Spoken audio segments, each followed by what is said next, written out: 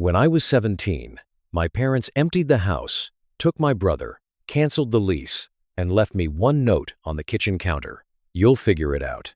No money, no address, no warning. For 12 years, they told everyone I ran away. Then, after I built $1 million company from nothing, my father walked into my office, looked me dead in the eye, and said, "You owe us for raising you." But he didn't know I still had the note, and what was printed on the back of it would tear down the lie they had lived behind for years. I used to think being left behind was the worst part. It wasn't. The worst part was learning they had a whole story ready, one where I chose the pain, chose the silence, chose the empty house. That kind of lie does not just erase your past. It makes you question your own memory. Before we begin, tell me where you're listening from and what time it is there. Then stay with me, because this story starts with an empty house, but it ends with the son they threw away keeping the receipts. Even now, 12 years later, I can still remember the smell of that house. Not the way it smelled when we lived there, not laundry soap, fried onions, or my mother's lemon cleaner. I mean the smell it had after they left. Empty rooms have a smell. Dust, cold air, cardboard, and something final. My name is Mercer Vale. These days, people call me a self-made man. I own a home repair company in Dayton, Ohio. I sign payroll checks. I carry insurance. I know how to walk into a flooded basement at 2 in the morning and keep my head clear. But when I was 17, I came home from school and a short shift at the hardware store with grease on my hands, a backpack over one shoulder, and no idea my life had already been packed into someone else's truck. The driveway was empty. That should have warned me. My father's old Ford was never gone at that hour unless he wanted people to think he was busier than he was. My mother's sedan was gone too. I stood there for a second, looking at the oil stain on the concrete, telling myself they had gone to the grocery store. I unlocked the front door. Inside, the house was quiet in a way I had never heard before. Not peaceful, hollow. "Mom?" I called. No answer. I stepped into the living room and stopped. The couch was gone. The TV stand was gone.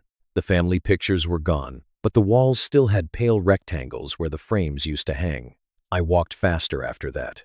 My parents' bedroom was empty. Corbin's room was empty. The hallway closet had only one bent hanger swinging from the rod.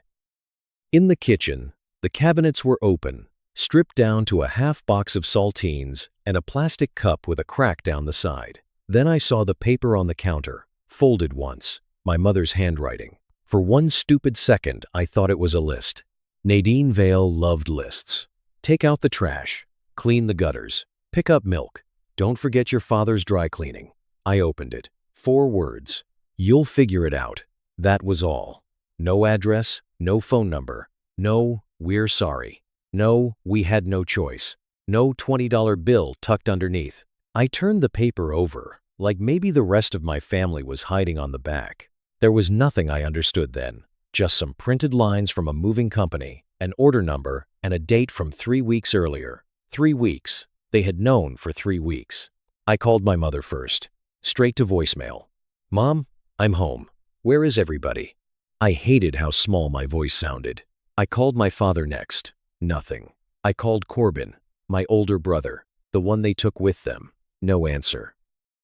I sat at that kitchen table until the sun went down, the note flat in front of me like it might grow a second page if I waited long enough. What would you have thought, coming home at 17 and finding that on the kitchen counter? Because I did not think, they abandoned me. Not at first. I thought I had misunderstood. I thought maybe I had done something wrong. I thought maybe if I stayed put, if I behaved, if I did not make a scene, somebody would come back and explain. Nobody came. That night, I slept on the living room floor in my jacket. Every sound from the street made me lift my head. Every passing headlight hit the wall and disappeared.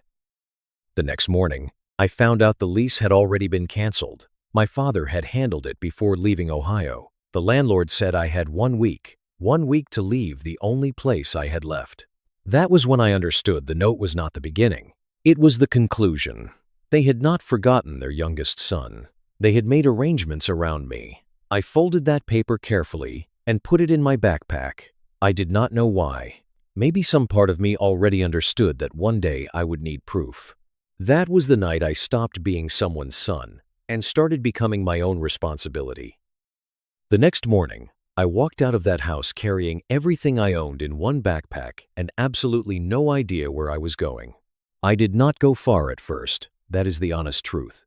I walked to the end of the block with my backpack cutting into my shoulder. Then I stopped beside a maple tree and looked back at the house like a fool, waiting for a curtain to move. Some part of me still believed my mother would open the front door and say there had been a mistake. Nobody opened anything. By noon, I had circled back. I let myself in with the key still on my ring, even though the place already felt less like home and more like a house I had broken into. I plugged my phone into the kitchen outlet and sat on the floor beside it, watching the battery climb one little bar at a time. No missed calls. No texts. No voicemail from Corbin saying, "Hey man, this got out of hand." Just silence. For the next few days, I lived inside that silence. I ate saltines from the cabinet and drank tap water from the cracked plastic cup. I washed my work shirt in the sink and hung it over the back of a chair. At night, I slept in my jacket on the carpet where the couch used to be. I still locked the front door. That sounds ridiculous now, but at 17, habit was stronger than reality. I kept protecting a house that no longer protected me. Every afternoon, I checked the mailbox. I do not know what I expected. A letter, a forwarding address. Maybe some official-looking envelope that would explain why a family could disappear without telling the youngest person in it. Nothing came. On Friday morning, someone knocked. I opened the door and saw Mr. Hanley, the landlord, standing on the porch with a clipboard tucked under one arm and a ring of keys in his hand. He was a decent enough man, quiet, wore the same brown jacket every time he came by to fix something. The look on his face told me he had not expected to see me. "Mercer," he said slowly, "you're still here?" I gripped the door frame. Where else would I be? He looked past me into the empty living room, then down at his papers. "Your folks said you'd be out." "My folks left me here." He did not answer right away. That pause did more damage than any accusation could have. It told me he knew something. Not everything, but enough. He cleared his throat and flipped a page on the clipboard. "The lease was terminated early. Your father signed the release. Deposits already been forwarded to Tennessee." "Tennessee?" "That's the address they gave me." I asked if he could give it to me. He hesitated. That was when I understood how adults protect themselves. Not always with cruelty, sometimes with rules. "I'm sorry," he said. "I can't hand out forwarding information without permission." I almost laughed. My parents could leave me with no address, no money, and a note on the counter, but their privacy still had protection. I said, "They didn't tell me they were moving." Mr. Hanley shifted the keys from one hand to the other. "Your dad said you wanted to stay behind with friends." There it was. Not only had they left me, they had given the world a version where I agreed to it. I never said that. "I'm not saying you did." He looked tired then, like he wished the paper in his hand belonged to somebody else. "I'm just telling you what I was told." I could feel my face getting hot, but I kept my voice even. "I live here. Mercer, your name isn't on the lease." I knew that. Of course I knew that. I was 17. I had never signed anything except school forms and time cards. But I knew which step creaked in the hallway. I knew where the breaker box was. I knew the kitchen drawer that stuck if you pulled it too fast. None of that mattered. Paper mattered. Ink mattered. My father's signature mattered. I did not. Then Mr. Hanley looked at the paper again, and his mouth tightened. "Your father said if the boy was still here after today, I should call the police." The boy. Not my son. Not Mercer. The boy. That phrase did something to me. It pushed me outside my own life. I was not a child who had been left. I was a problem to be removed. I nodded because I did not trust myself to speak. "Mr.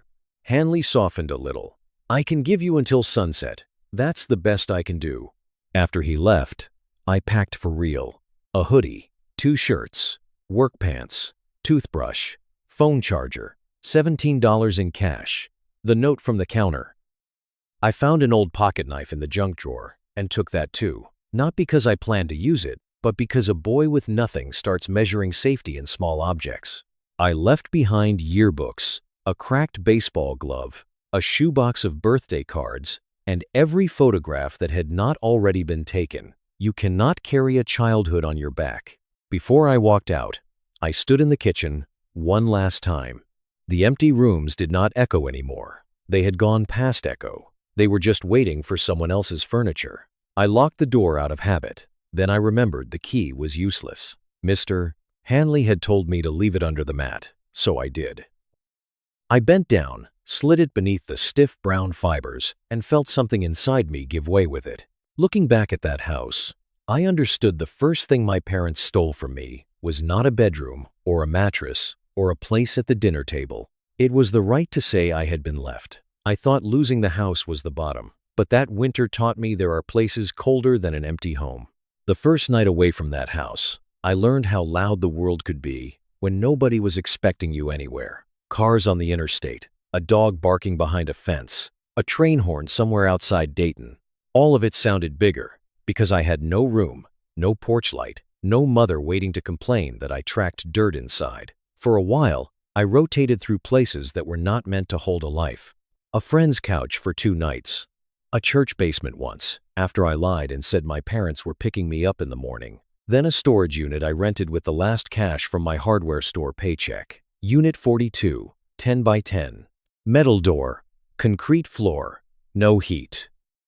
I learned which gas stations had hot water by the coffee machine. I learned the public library opened at 9, but the front vestibule was warm by 8:30. I learned to shower at the YMCA without looking like I needed the place too badly. The hardest part was not hunger. Hunger gives you something clear to solve. The hardest part was my phone. Every time it buzzed, I grabbed it like a fool. Store schedule, spam call, weather alert. Nothing from Nadine. Nothing from Orson. Nothing from Corbin. Thanksgiving came and went. Then Christmas. Then my 18th birthday. Not one of them called. Around January, I started picking up odd jobs, shoveling driveways, unloading parts, sweeping out garages. That was how I met Harlan Sutter. Harlan owned a small HVAC repair shop with a cracked sign out front and a coffee pot that looked older than I was. He was not warm in the way people usually mean it. He did not ask me to share my story. He did not put a hand on my shoulder and tell me God had a plan. He found me half asleep behind the shop one morning, sitting against the wall with my backpack hugged to my chest. "You looking for work or just shade?" he asked. "It's January," I said. He stared at me for a second. Then his mouth twitched. "Then I guess it's work." That was Harlan. No pity, no speeches. He gave me a broom first. Then he gave me deliveries.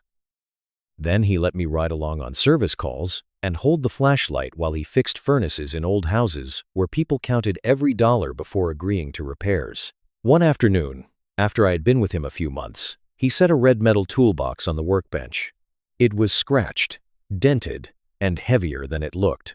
"Take it," he said. I looked around, thinking he meant move it somewhere. I mean, keep it. "Why?"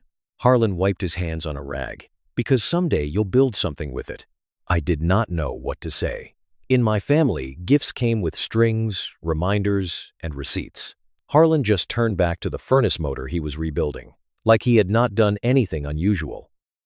So I took the toolbox, and I kept showing up. By the time I was 22, I had my GED, a used truck, and enough HVAC work to stop sleeping with one eye open. I learned pricing, invoices, permits, customer calls. I learned that a man could build trust one repaired furnace at a time. I did not look for my family. That is what I told myself anyway. But one night, after a long job in Kettering, I sat in my truck eating a gas station sandwich and opened Facebook. I do not even know why. Maybe exhaustion makes old wounds curious. Corbin's profile came up first. Married, smiling, living in Tennessee, standing in front of a house with my parents beside him like no one was missing. My thumb hovered over the screen. Then I kept scrolling. That was when I found my mother's post. "Please keep praying for our youngest. Some children choose the hard road no matter how much you love them." The date hit me harder than the words. It was from the week I slept in Unit 42, wrapped in 2 sweatshirts, trying not to cough because the night guard walked past every hour. There were more. Our hearts are broken, but Mercer has always been determined to do things his own way. We tried everything. Sometimes parents have to let go. Please pray he finds his way home.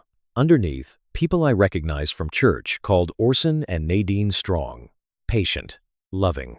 One woman wrote, "You did all you could. He'll understand someday." I sat in that truck until the sandwich went cold in my hand. Being left had hurt. Being blamed for leaving was something different. Have you ever had someone tell your story for you and make you the villain? Because that night, I understood they had not only walked away from me, they had covered their tracks with sympathy. I could have written a comment right there. I could have told everyone about the note, the empty house, the lease, the landlord calling me the boy because my father had, but I did not. Not because I was weak, because by then, Harlan had taught me something my father never had. Measure twice. Cut once. So I took screenshots. Every post, every comment, every date. Then I drove back to the shop, parked beside Harlan's old service van, and sat with both hands on the steering wheel. They had built a lie. Fine, I would build something stronger. Years passed that way. Work, learn, save, repeat. I opened Second Key Home Services with one truck, Harlan's toolbox, and a folding table for a desk. By 28, I had employees. By 29, I had contracts, savings, and a company people trusted. I thought stability would feel like victory. Mostly, it felt quiet. Then one evening, after a service call and a stack of invoices, my phone lit up on the desk. A friend request. Corbin Vale. After 12 years of silence, my brother finally reached out, and his timing told me more than his words ever could. I did not accept Corbin's request right away. For 3 days, his name sat on my phone while I went through the motions of running my company. I answered customer calls, approved parts orders, checked invoices, and sent 2 crews out to repair furnaces on the east side of Dayton. On paper, I looked steady. Inside, I kept looking at that screen. Corbin Vale, my older brother, the one who rode away with them, the one who never sent a birthday card, never asked if I had survived that winter, never typed 3 simple words, "Are you alive?" On the 3rd night, I was alone in the office after everyone had gone home. Harlan's old red toolbox sat in the corner, catching the light from the desk lamp. I do not know why that mattered, but it did. Maybe because Harlan had always believed in facing the broken thing instead of pretending it was fine, so I accepted. His message came 15 minutes later. "Hey Mercer, I've been thinking about you." That was it. Not "I'm sorry." Not "I should have reached out." Not "What happened to you?" Just a sentence, soft enough to sound harmless. I typed one question. "What changed?" His reply came fast, almost too fast, like he had rehearsed it. He said he was young when our parents moved. He said he had been told I wanted to stay in Ohio. He said Orson and Nadine made it sound like I had friends lined up, a plan, maybe even a job that would turn into something better. He said he had looked me up a few times but never knew what to say. Then he wrote, "I saw the article about your company. I'm proud of you." There it was, the article. A local business piece had come out that week about Second Key Home Services. The headline made my story sound cleaner than it was. Homeless teen builds $1 million repair company serving Dayton seniors. People shared it because they liked the shape of it. Fall down, get up, smile for the camera. My family had been silent for 12 years. The article had been online for 4 days. I stared at that difference until it felt like arithmetic I did not want to solve. Over the next week, Corbin kept writing.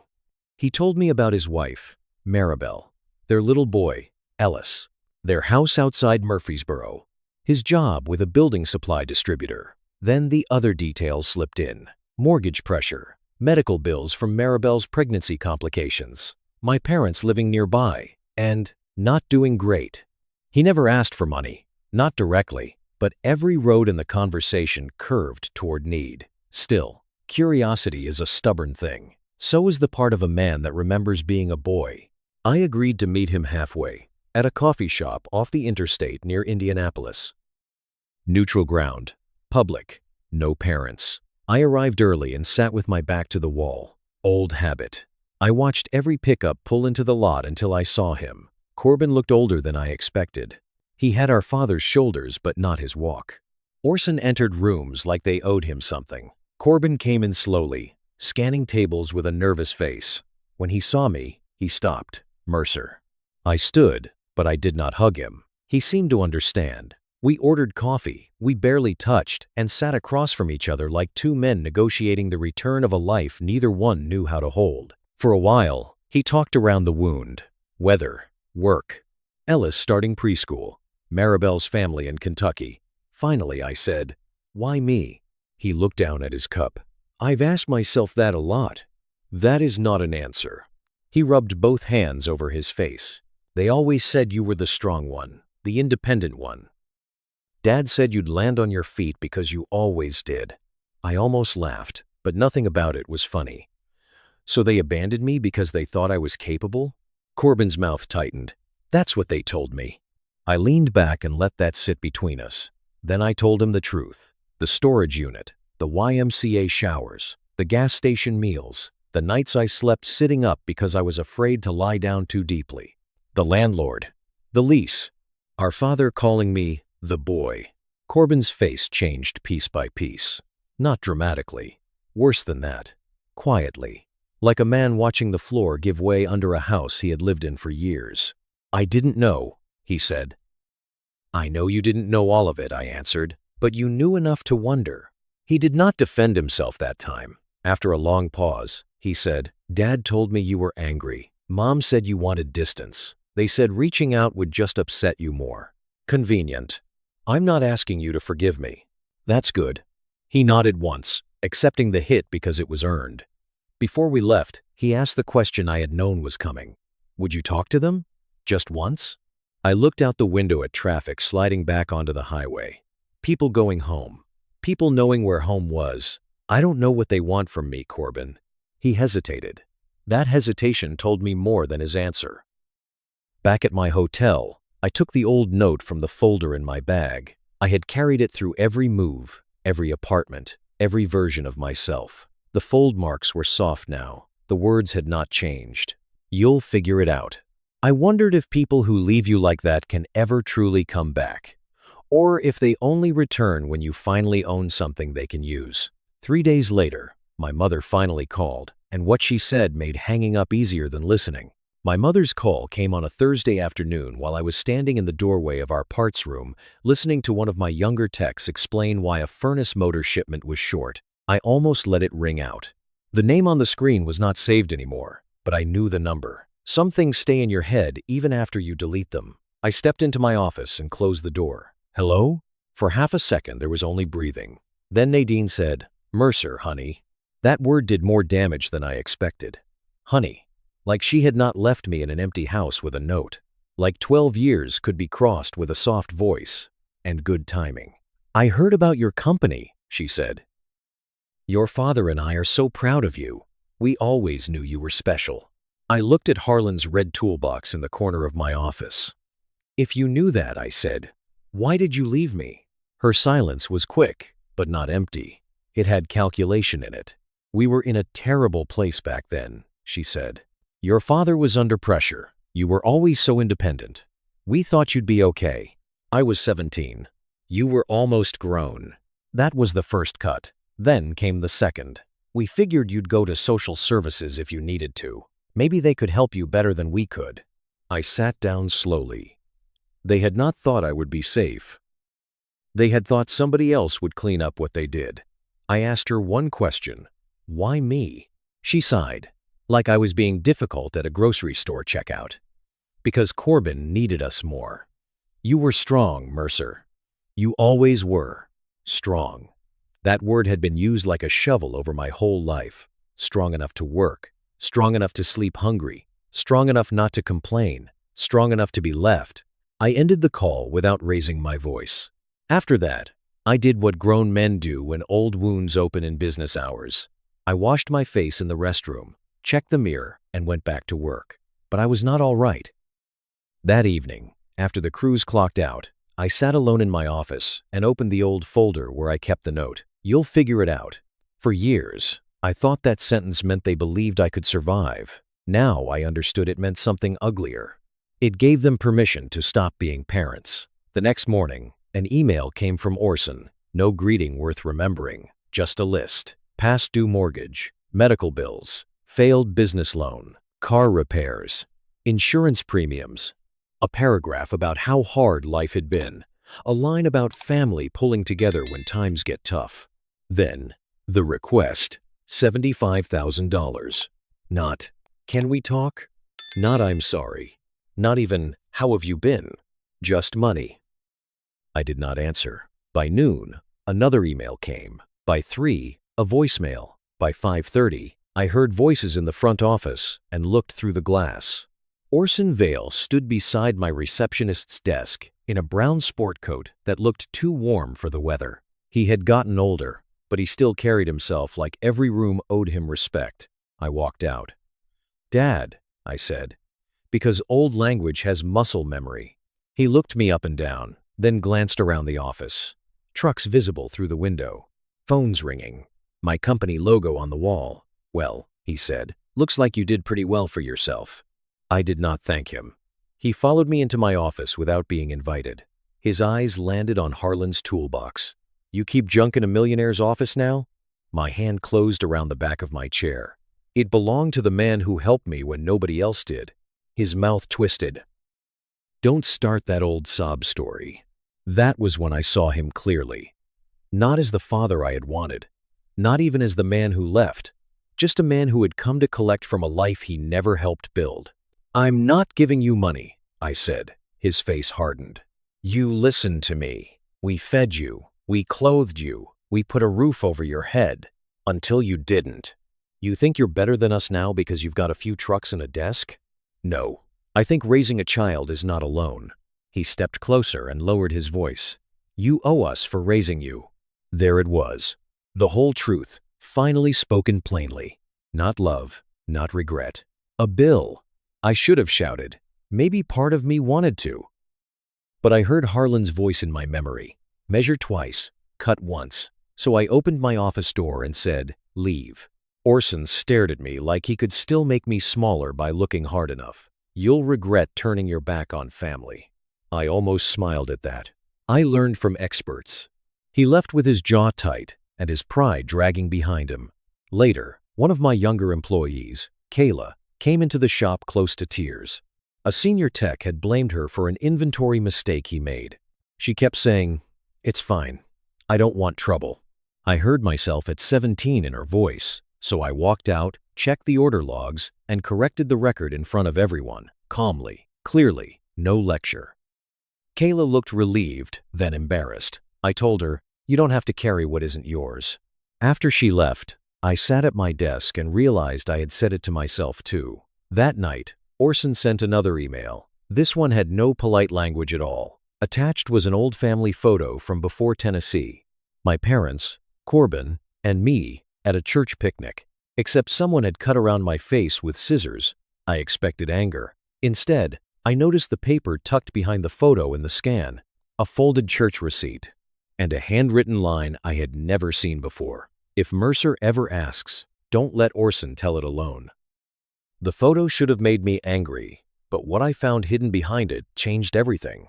I did not sleep after that email. I printed the photo first, then the attachment behind it. The old picture was easy to understand. My face had been cut out with careful scissors, not torn in anger. That almost bothered me more. Someone had taken time with it, but the receipt behind it was what kept me at my desk. Grace Hollow Baptist Church, Benevolence Fund, amount received, $2,800. Memo line, missing son support.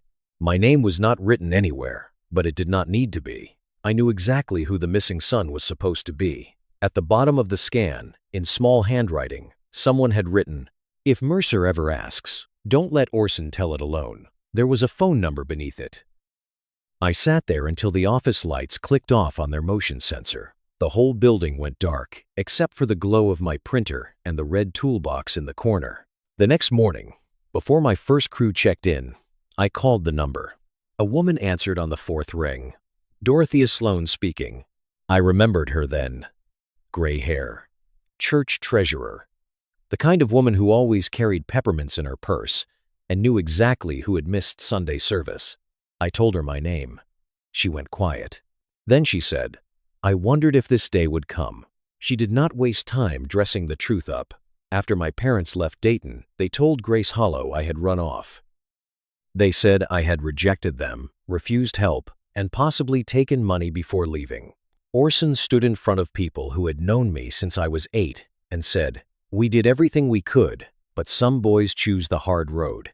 Dorothea said the church took up a special collection. "For your family?" she said, her voice thin with shame. "Not for you." I looked at the receipt again. "So, they raised money because I was missing?" "Yes, but they knew where they left me." Dorothea breathed out slowly. "That is what I was afraid of. Being abandoned had already carved something out of me. But this was different. This was not a family making one terrible choice in panic. This was performance. They had turned my absence into a collection plate." Dorothea offered to meet and give me copies of what she had kept. Receipts, printed posts, a copy of the church bulletin asking for prayers for Orson and Nadine during a painful season with their youngest son. When I hung up, I did not go straight to anger. I went quiet first, so quiet that my receptionist knocked and asked if I was okay. I said yes because I had a company to run. That afternoon, I called Alden Rook, a business attorney I had used once for a contract dispute. I did not tell him the whole story over the phone. I just said, "I need to know what a paper trail can prove."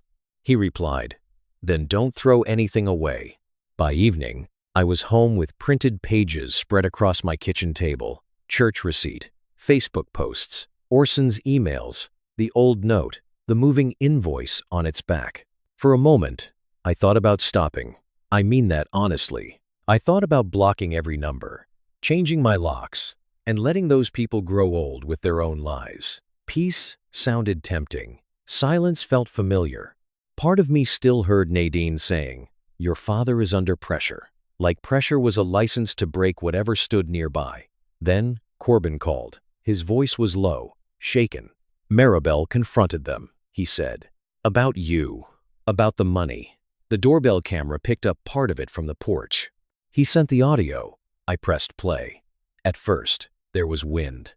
A door opening. Maribel's voice asking why they needed Mercer's help if they were trying to repair the relationship. Then Orson laughed. Not loud, not wild, just tired and mean. "He'll pay eventually," my father said. "He always does." My mother said, "We should have reached out years ago. He's worth something now." I played it once, then again. The second time hurt worse because I knew what was coming. Worth something now. Not loved, not missed. Worth something. I lowered the phone and sat on the kitchen floor because the chair suddenly felt too high. I was not crying. I was not raging. It was the kind of collapse that has no audience. Just a man in his own apartment, surrounded by papers that finally explained why the people who left him had come back. My eyes landed on the note. "You'll figure it out." At 17, those words had sounded like a sentence. That night, they sounded like evidence. They had left me to solve what they created.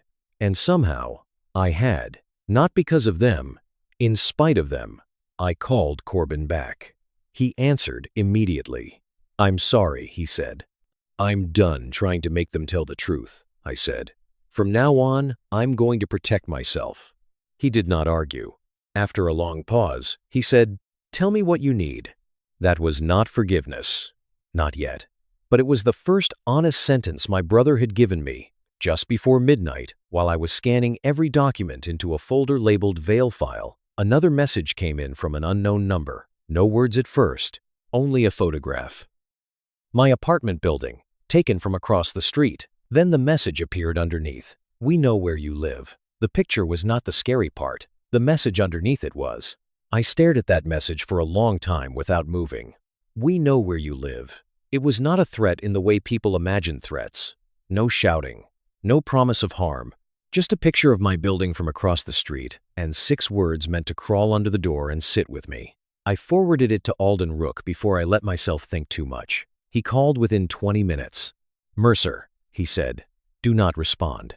Screenshot it, save the original, email it to me. Then start a folder for every message, voicemail, receipt, and post connected to your parents." I already did. There was a short pause. "Good," he said. "Then keep going. This is not reconciliation. This is control. That sentence landed clean. For years, I had thought the worst thing they did was leave. But leaving was only the beginning. They still believed they had a right to enter my life whenever they needed something. Money, sympathy, silence, access. The next morning, I drove to Alden's office with a banker's box in the passenger seat. Inside were copies of the note, the moving invoice, Orson's emails, the church receipt, Nadine's old posts, and the audio Corbin had sent me. Alden spread everything across his conference table. He did not act shocked. Lawyers rarely give you that satisfaction. He just sorted the papers into piles and said, "There's a pattern here. Boundary. Escalation. Boundary. Escalation." By noon, Corbin called from Tennessee. His voice sounded rough, like he had not slept. "I found something," he said. He had been cleaning out boxes in his garage after Maribel told him their parents were no longer welcome in the house. In an old folder labeled Utilities, he found emails printed years ago, notes about debt, moving estimates, a lease release, and one line from Orson to Nadine that made my hands go still. "Mercer will be fine if we leave him. He always figures things out." The date was 2 months before they moved. Not one bad night. Not panic. A plan. I asked Corbin to scan everything and send it to Alden. He did it within the hour. Then he said something I had waited half my life to hear. "I should have looked harder for you." I did not rush to forgive him. A real apology does not erase 12 years. But for once, he did not add an excuse after it. That evening, Maribel called me, directly. Her voice was careful, protective. "Your parents came by Ellis's preschool today." I stood up from my desk. "What?" They weren't on the pickup list, so the staff didn't let them near him. But Nadine texted me afterward. She wrote, "A boy needs grandparents who pay attention." I closed my eyes. That was when the whole thing changed. As long as they were coming after me, I could breathe through it. I had survived worse than messages. But Ellis was 4. He did not know family could be used like a hook. I told Maribel to send the text to Alden and call the preschool director in the morning. Then I called Corbin. "No more explaining," I said. "No more hoping they calm down. You protect your son." "I know," he said. "I changed the locks today." 2 nights later, someone broke into Corbin and Maribel's house. They did not take the television. They did not touch the jewelry box on the dresser. They took birth certificates, tax folders, an old laptop, and family photo albums. On the kitchen table, they left a folded sheet of paper. "Family matters stay in the family." Corbin sent me a picture of it while the police were still there. I looked at those words and thought of the note my mother had left me at 17. Different sentence. Same poison. Only this time, I did not freeze. I forwarded the photo to Alden and wrote one line, "Add it to the file." The next morning, Alden called us all into his office. Corbin drove up with Maribel. She looked exhausted, but her voice did not shake. Corbin sat beside her with both hands locked together. Alden reviewed everything again. The church money, the old posts, the planned move, the preschool text, the break-in note. Then he said, "We are past family conflict. We are looking at harassment, intimidation, and possible fraud. We can ask for a protective order.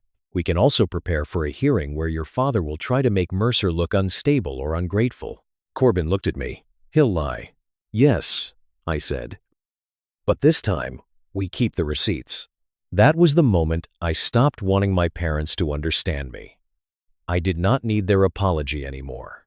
I needed distance, truth, safety, a record no one could twist into a prayer request or a sob story. Alden's phone rang near the end of the meeting. He answered, listened, then turned toward me with a different expression. "Mercer," he said quietly, "you're going to want to see this." What he showed me next would destroy the last lie my parents had left. Alden did not show me the footage right away. He turned his laptop toward the conference table and let Corbin and Maribel sit down first. That told me it was bad. Lawyers do not make room for people unless the truth is about to hit more than one person. The video came from the preschool parking lot, not my apartment, not Corbin Street, Ellis's preschool. The camera angle was wide, grainy, and ordinary. Parents walking children inside. A teacher holding a clipboard. A silver Buick parked near the curb longer than it should have been. Then the driver's door opened. Orson stepped out. Nadine stayed in the passenger seat, looking toward the building. My father never crossed the playground gate. He was careful like that, but he stood close enough to watch children being walked inside, close enough to know when Ellis arrived. Maribel made a sound I will never forget, not a scream. More like the air had been taken out of her. Corbin pushed his chair back. He went near my son. Alden paused the video. This gives us more than a family disagreement. This shows escalation toward a minor child after boundaries were set. For the next 48 hours, everything moved fast. Alden filed for protective orders. Dorothea sent a sworn statement about the church fund. Mr. Hanley, the old landlord, agreed to confirm the lease had been canceled before I knew anything. Maribel gave the preschool texts. Corbin gave the emails he had found in his garage. I thought we were ready. Then Orson struck back. The night before the hearing, an email hit several relatives at once. It accused me of stealing from my parents before they moved. Attached were screenshots, a bank statement with blacked-out lines, and what looked like an old message from me saying, I wanted to stay. I said I'd figure it out. By morning, I had voicemails from cousins I had not seen since childhood. Mercer, if this is true, you need to make it right. Your parents aren't perfect, but they're still your parents. Don't air dirty laundry in court. Family matters should stay private. For a few minutes, I was 17 again, trying to explain myself to a room that had already accepted someone else's version. Alden read the email once, then again. He did not look angry. He looked focused. This is edited, he said. How can you tell? The dates are wrong. The file properties show this document was created last week, and this message they quoted from you came after they left, not before. I looked at the printed page. They had taken the sentence I wrote from the ruins of my life and tried to turn it into consent. That was the last lie. The courthouse was plain and beige, the kind of place where pain waits under fluorescent lights. Orson and Nadine sat across the room, dressed like Sunday service. My mother had tissues in her hand before anyone said a word. When the hearing began, Orson spoke first. Our son has always been troubled, he said. We tried to help him. He chose independence. Now that he has money, he wants to punish us. Nadine dabbed her eyes. We just wanted our family back. Alden stood with a folder in one hand. Your Honor, my client is not here to punish anyone. He is here because the respondents have contacted, threatened, followed, and misrepresented him after repeated requests for distance. Then he built the truth, one page at a time. The note, the moving invoice on the back, dated 3 weeks before I found it. The lease termination, Mr. Hanley's statement that Orson had called me the boy. The church receipt for missing son support, the Facebook posts, the audio recording where Orson said I would pay eventually, the preschool footage. The fake documents created the week before court. Every paper landed quietly. That was what made it powerful. Orson tried to interrupt. That's not the full story. The judge looked over her glasses. You'll have your chance. When he did, he waved the edited message like it was a winning card. He wrote it himself. He said he'd figure it out. Alden did not raise his voice. He wrote that after being left behind, not before. And the moving invoice proves the respondents planned the move weeks earlier. The judge turned to Orson. Mr. Vale, did you move out of state and leave your 17-year-old son without housing, support, or legal guardianship? Orson shifted. We were under financial pressure. That was not my question. He was nearly grown. Also not my question. He always said he could handle himself. The judge's face did not change. Did you leave him? The room went still. Orson looked at Nadine. Nadine looked down. His silence answered for him. The protective orders were granted. Contact restrictions. No approaching my home, my office, Corbin's family, or Ellis's school. The court also recommended review of the fabricated records and referred the church fund matter for further inquiry. I expected victory to feel bigger. It did not. It felt like setting down a weight I had carried so long I had forgotten my shoulders were tired. Outside the courtroom, Orson waited near the hallway exit. You think this makes you a man? He said. I stopped beside him. No, I said. Harlan did more to make me a man with one toolbox than you did with 17 years of calling parenting a debt. His face tightened, but he had no room left to stand over me. As we walked out, my phone buzzed. Alden glanced at me. Corbin stopped beside Maribel. It was a message from an unknown number. A photo appeared. Ellis on the preschool playground, taken from far away. Underneath it were 4 words. This is not over. The restraining order had barely been signed, and somehow the nightmare was not finished. For 1 second, nobody moved. Corbin looked at the picture on my phone, and his face went pale. Maribel grabbed his arm, but her eyes stayed on the screen. Ellis was on the preschool playground, wearing a blue jacket, crouched near a plastic slide with 2 other children nearby. He had no idea someone had been watching him. Alden took the phone from my hand carefully, like it was evidence, not a device. "Forward this to me," he said. "Do not reply." I did it with fingers that felt steadier than they should have. That was the strange part. I was afraid, but not the way I had been at 17. Back then, fear made me small. This time, it gave me direction. Corbin called the preschool before we even reached the parking lot. Maribel called the police. I called my office and told my dispatcher I was unavailable for the rest of the day. Family emergency. For once, the words were true. By evening, we were sitting in Alden's conference room again. The detective traced the message to a prepaid phone bought near Murfreesboro, not far from where Orson and Nadine had been staying.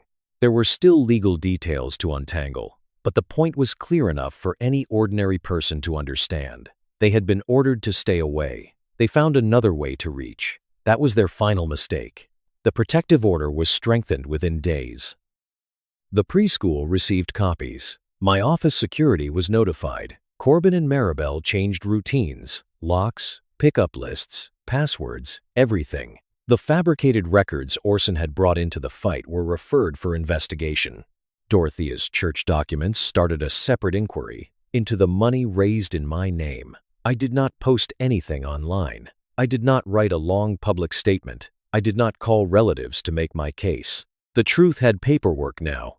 It did not need my anger to carry it. Over the next few months, people who once praised my parents began stepping back. A cousin sent me a short message saying, "I didn't know." A former church member mailed copies of old prayer chain emails. One of Orson's longtime friends stopped by my office, took off his ball cap, and said, "Your father had no right." That was not healing, but it was something close to air. 6 months after the hearing, Alden forwarded me a letter from Nadine. I let it sit on my kitchen table for 2 days. When I finally opened it, I expected guilt. I expected "your father is sick," or "we're getting old," or "don't punish us forever." It was shorter than that. "Mercer, I failed you. Your father and I abandoned you, then let people believe you abandoned us. I cannot repair what we did. I am not asking for money or a visit. I only wanted to say what I should have said years ago. You were our son, and we left you alone. I am sorry. Nadine." I read it twice. No tears came. That surprised me less than it would have years earlier. The letter was not a doorway back. It was a nameplate on the truth. Nothing more. That week, I talked it over with Dr. Helena Cross, the therapist I had finally started seeing after the court case. Her office had soft lamps, a fern in the corner, and no cheap advice on the walls. "What do you want to do with the apology?" she asked. "I don't know." "Do you believe it?" "I believe she knows she lost. That's different from remorse." "I know." She waited. I looked at my hands, the same hands that had held that note at 17. The same hands that now signed checks, fixed furnaces, opened doors, and sometimes still tightened when a strange car slowed outside my building. "I don't think forgiveness means giving them access," I said. Helena nodded. "It doesn't." That was enough. Spring came slowly that year. Corbin and Maribel moved closer to Dayton after his company transferred him. Not next door. Not too close. Close enough for Sunday dinners and emergency babysitting. Close enough to try. Corbin did not ask me to forget. He showed up instead. He helped me haul equipment one Saturday when 2 employees called out. He sent copies of every legal letter to Alden without being reminded. He brought Ellis by the shop and let the boy ask me 100 questions about wrenches, filters, and why old furnaces made dragon noises.